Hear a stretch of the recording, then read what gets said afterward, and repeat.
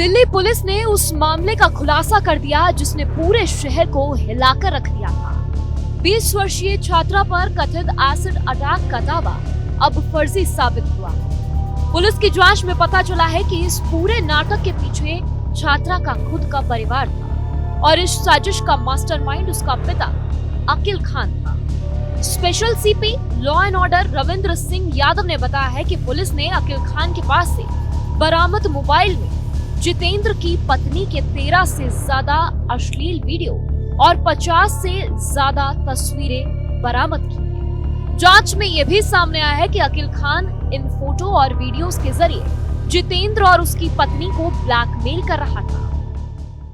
ऐसे ही acid attack की सूचना मिली, हमने एफआईआर दर्ज की और उसका तुरंत इन्वेस्टिगेशन, क्योंकि गंभीर मामला लेते हुए कि छात्रा के ऊपर हुआ है और महिला सुरक्षा के प्रति दिल्ली पुलिस हमेशा सजग रहती है, उसकी इन्वेस्टिगेशन करने में जैसे ही हम आगे बढ़े तो कुछ विरोधाभास नजर आने लगे।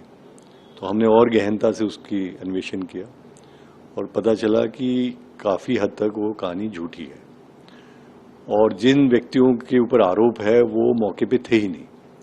हमने उनको अच्छे से खंगाला, उनका टेक्निकल एनालिसिस किया, सीसीटीवी फुटेज देखा, जो वो कह रहे थे कि हम यहाँ पे थे उन लोगों के बयान लिए और जब हम पूरी तरह से संतुष्ट हो गए कि वाकई जिस व्यक्ति पे आरोप लगाया जा रहा है वो वहाँ पे था ही नहीं, तो हमने इसको पुराना रिकॉर्ड वगैरह चेक किया। फिर समझ में आया कि जो छात्रा है, पीड़िता थी, उसके पिता के ऊपर एक 2 दिन पहले ही वारदात, जो एलिज्ड वारदात है उससे 2 दिन पहले ही उसके पिता के ऊपर आरोप लगे थे और वो एक महिला ने लगाए थे। उस महिला के पति को ही फंसाने के लिए ये सारा किया गया था।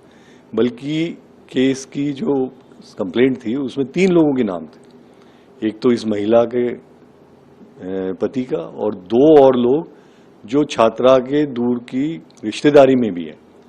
उन रिश्तेदारों के साथ इनका केस चल रहा है मंगोलपुरी में, एक प्लॉट का झगड़ा, और उस प्लॉट के झगड़े में एक औरत जो कि एक मालिकाना हक था उसका, उसके हस्बैंड की डेथ हो गई थी और ये लोग उसके प्लॉट पे कब्जा करना चाह रहे थे। उस औरत पे इन लोगों ने एसिड फेंका था। जो छात्रा के फादर का साला और बाकी कुछ 3-4 रिश्तेदार थे, जो कोर्ट में ट्रायल पे चल रहा है। तो फिर सारी परत की परत खुलती चली गई और हमने इसमें बहुत तेजी से इन्वेस्टिगेशन किया। सारे लोगों के इधर से बयान लेना, पुरानी हिस्ट्री को जुटाना, फुटेज देखना, एनालिसिस करना टेक्निकल, और कल फिर सारी कहानी क्लियर होगी। परसों का इंसिडेंट था कि ये सारा झूठा एक कॉन्स्पिरेसी षड्यंत्र के तहत किया गया था और मकसद था कि छात्रा के फादर को उस केस से बचाना और उन लड़कों का, जो बाकी 2 लड़के थे, कि उस केस में कॉम्प्रोमाइज करना। तो एक तीर से 2 शिकार करने की इन्होंने कोशिश की कि दोनों केस सेटल हो जाएंगे और इन दोनों को इसमें आरोपित बना देंगे, उधर उन लड़कों को और इधर इनको, तो हमारा बचाव हो जाएगा। लेकिन जैसे कि आप जानते हैं, अपराधी कितना भी शातिर हो, कुछ ना कुछ गलतियां कर ही देता है। जब उसको बारीकी से हमने देखा तो सारी कहानी हमें झूठी नजर आई। सर, इस मामले में मास्टरमाइंड कौन है? किसने ये पूरी प्लानिंग रची थी? क्योंकि इसमें लड़की भी शामिल है, उनकी बेटी भी शामिल है, या पिता जो मास्टरमाइंड तो छात्रा का जो पिता है अकील खान ही है, उसके साथ उसका भाई, एक इसका बेटा और कुछ और रिश्तेदार हैं जो उस केस में, मंगोलपुरी वाले केस में, इन सब ने मिलकर षड्यंत्र रचा था। और चूंकि इन्वेस्टिगेशन अभी जारी है, एग्जैक्ट रोल आज हम इसको वेरीफाई करके और फिर कोर्ट को बता देंगे। सर, कितने लोगों की गिरफ्तारी इस मामले में हो गई है कि ताकि? अभी हमने गिरफ्तारी तो अकील खान की है उस केस में जिसमें उसके ऊपर यौन शोषण के आरोप और ब्लैकमेलिंग के आरोप थे। उसके बाद अब जितनी कहानी परत निकलेगी, क्योंकि इसमें एक प्रोसीजर होता है, जब हम ऑलरेडी एक केस दर्ज है तो उसको हम पहले क्लोजर करते हैं, फिर उसकी झूठी एफआईआर कराने के आरोप में और इस कॉन्स्पिरेसी के आरोप में फिर एक अलग मामला दर्ज होके बाकी सबके खिलाफ एक्शन हो। पुलिस ने यह भी खुलासा किया है कि इस साजिश की वजह पुरानी दुश्मनी।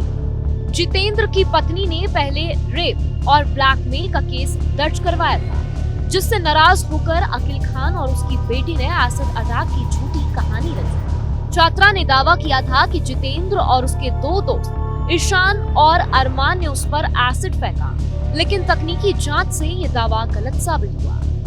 लोकेशन ट्रैकिंग में पता चला है कि जितेंद्र उस समय करोल बाग में था, जबकि घटना बलसाव इलाके में हुई थी।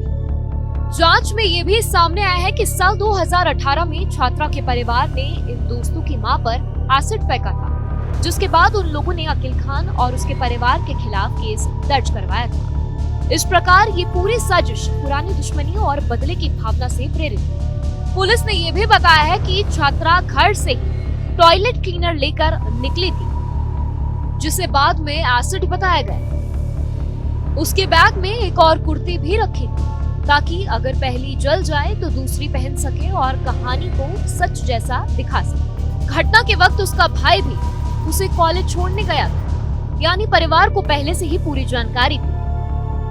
दिल्ली पुलिस के अनुसार ये केस फेक एसिड केस का एक उदाहरण है, जिसमें एक ही प्रयास में कई शिकार करने की कोशिश की गई।